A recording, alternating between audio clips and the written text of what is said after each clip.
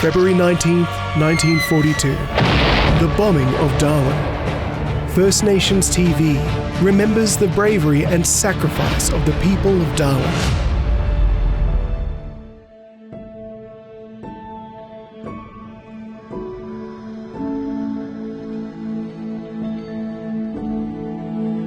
This day, the bombing of Darwin, 19th of February, has been very special to me for almost 30 years, which was when my father first asked me to represent him.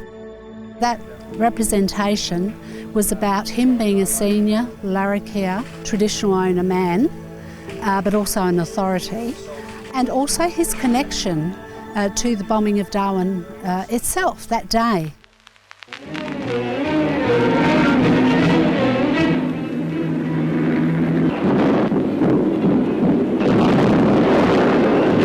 The 27 Japanese bombers which raided Darwin were escorted by 15 fighters. They rained bombs on the north coast Australian town, apparently annoyed at the failure of their attacks by sea. Oil storage tanks ablaze presented a difficult task to the firefighters.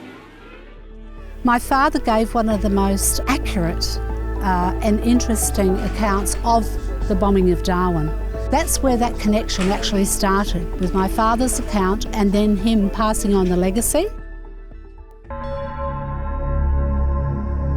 In 1939, my mother went to Alice Springs.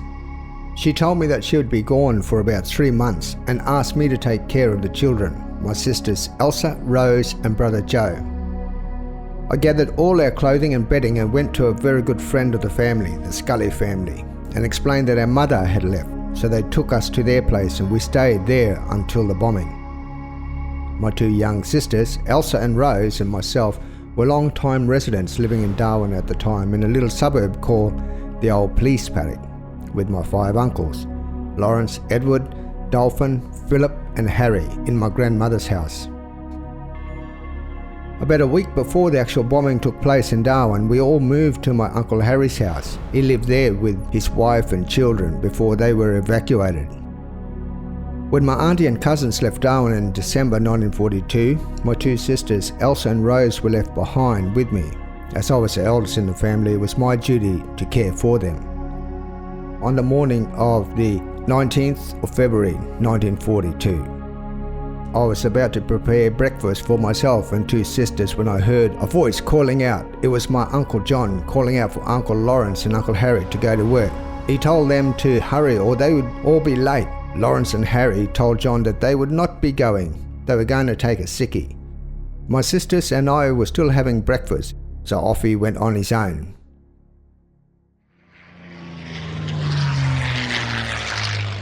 Suddenly, there was a mournful drone like a flock of bees. We could not make out what it was. We all went outside and there were these silvery objects coming down. Then suddenly, there was one hell of a bang, one after the other.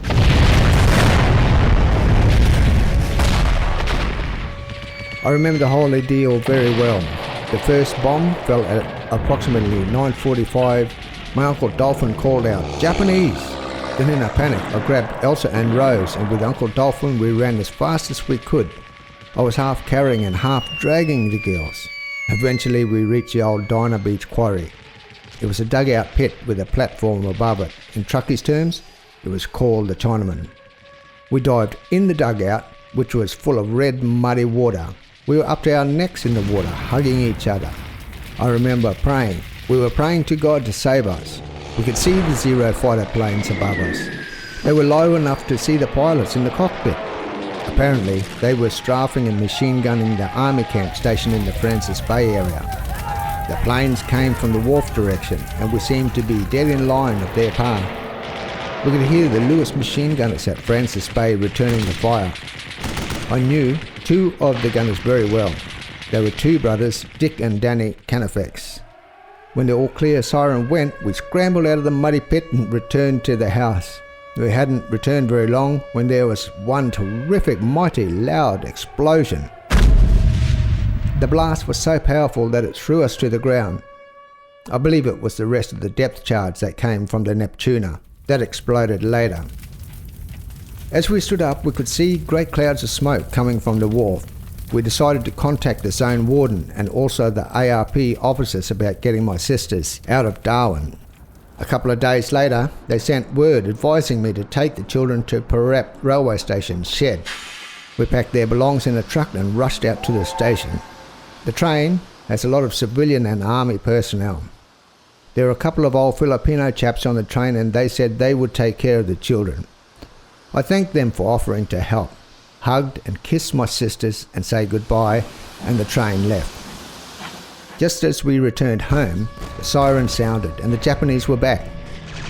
We heard that the train carrying my sisters had been machine gunned, and later I heard that one of the old Filipino fellas had been killed. During the next couple of days, we went into town, the end of Smith Street. We drove past the post office, which had a direct hit.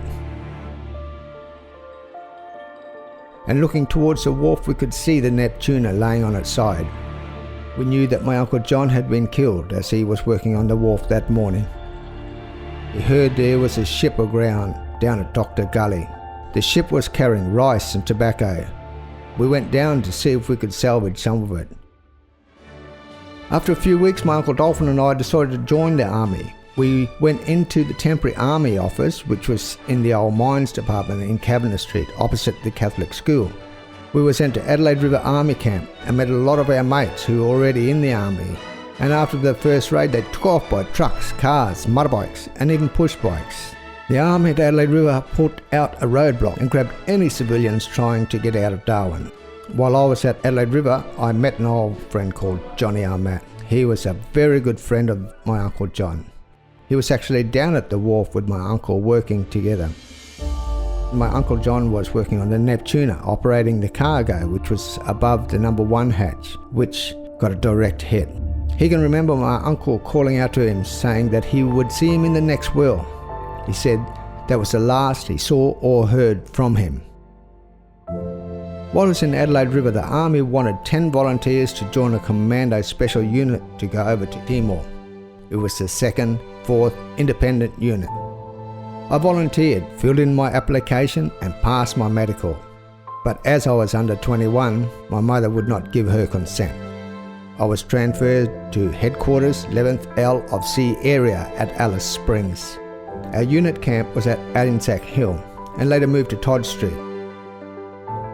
While stationed at the Alice, I can remember that Chips Rafferty and Daphne Campbell were making the film The Overlanders, and the film company wanted about 35 old trucks and drivers from the army. The request was granted and I was involved in driving one of those trucks. Driver L. Odegaard, ex-2nd AIF DX 996.